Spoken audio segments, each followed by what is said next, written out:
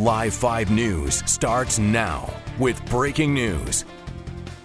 Breaking news right now here at the First Alert Desk. The NCAA now just deciding there will be limited attendance at the upcoming March Madness tournament. The NCAA president says there will only be essential staff and limited family attendance at the Division I men's and women's basketball tournaments this upcoming month. The statement goes on to say that, quote, this decision is in the best interest of the public health, including that of the coaches, administrators, fans, and most importantly, our student athletes, unquote. The NCAA says they are moving forward with the championships and will continue to monitor and make any adjustments as needed. Now, this affects a lot of areas in our state and our region as well. The South Carolina women set to host the first two rounds of the women's tournament in Columbia, and the third and fourth rounds are scheduled to be in Greenville. On the men's side, Greensboro, North Carolina is a host site for the first two rounds, and the final four is scheduled to be in Atlanta.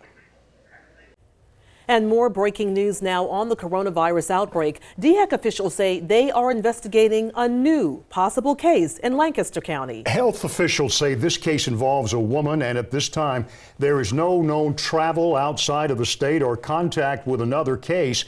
She is currently hospitalized and isolated, and authorities are taking measures to prevent any possible spread. Again, that in Lancaster, South Carolina.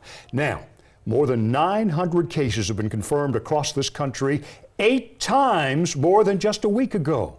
At least 32 people have died in the U.S. And here in South Carolina, there are 2 confirmed cases. Those patients are here in Charleston County and in Kershaw County. 8 more cases in Kershaw County, Spartanburg, and Lancaster counties that still need to be tested by federal health officials. The health department says elderly people with pre-existing conditions are particularly vulnerable. Our state will get more than $8 million from the CDC to fight the coronavirus.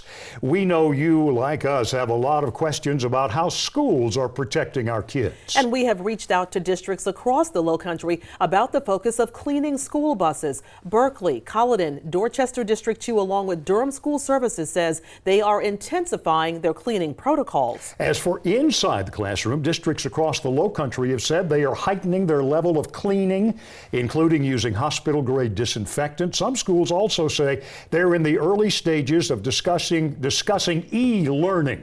In fact, just in the last hour, our Governor Henry McMaster repeated schools will remain open across the state. Now, state colleges and universities across the state are deciding how best to keep their students safe from the coronavirus. Lillian Donahue joins us now from the College of Charleston with plans on what local schools are doing there. Lillian?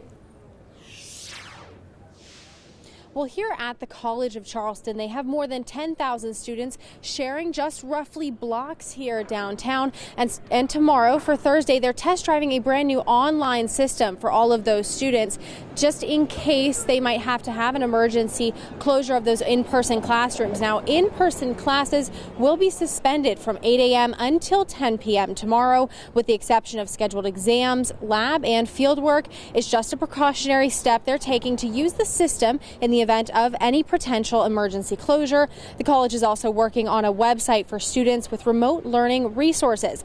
Now, other Lowcountry colleges are also making some changes. Starting Friday, the Citadel's president is urging cadets to take all learning materials with them for spring break furlough in case they may need to study from home in the future.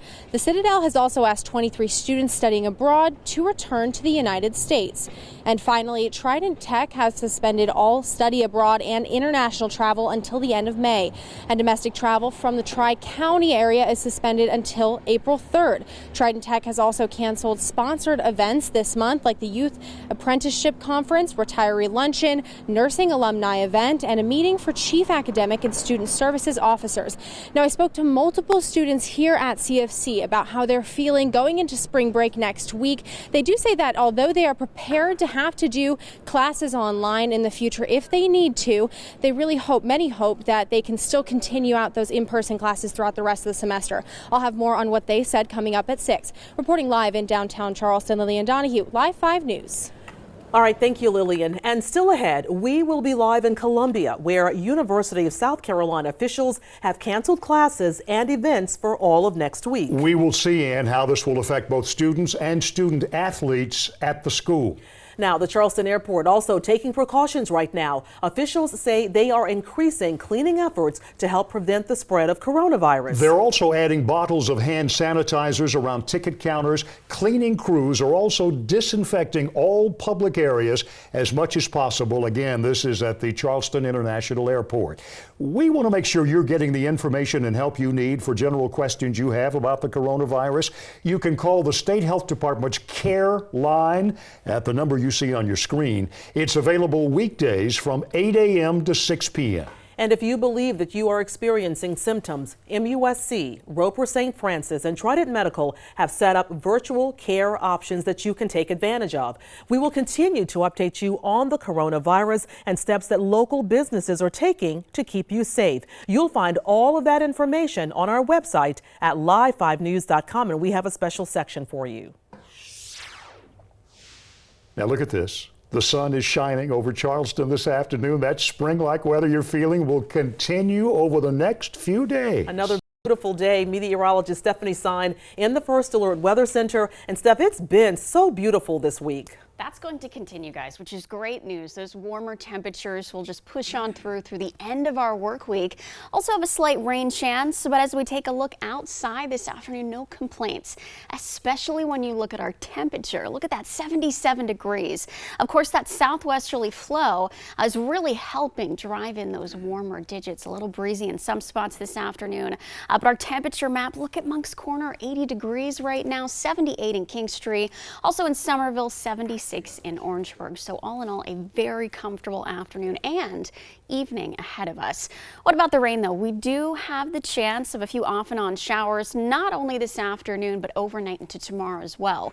Live Super Doppler Max showing the increase of some clouds, but you can also see as we zoom in, one or two scattered showers. We're not seeing any lightning reported with these cells, which is good. You can see one cell just outside of the Smokes area, just east of that actually, and south of Cottageville, seeing one or two showers as well.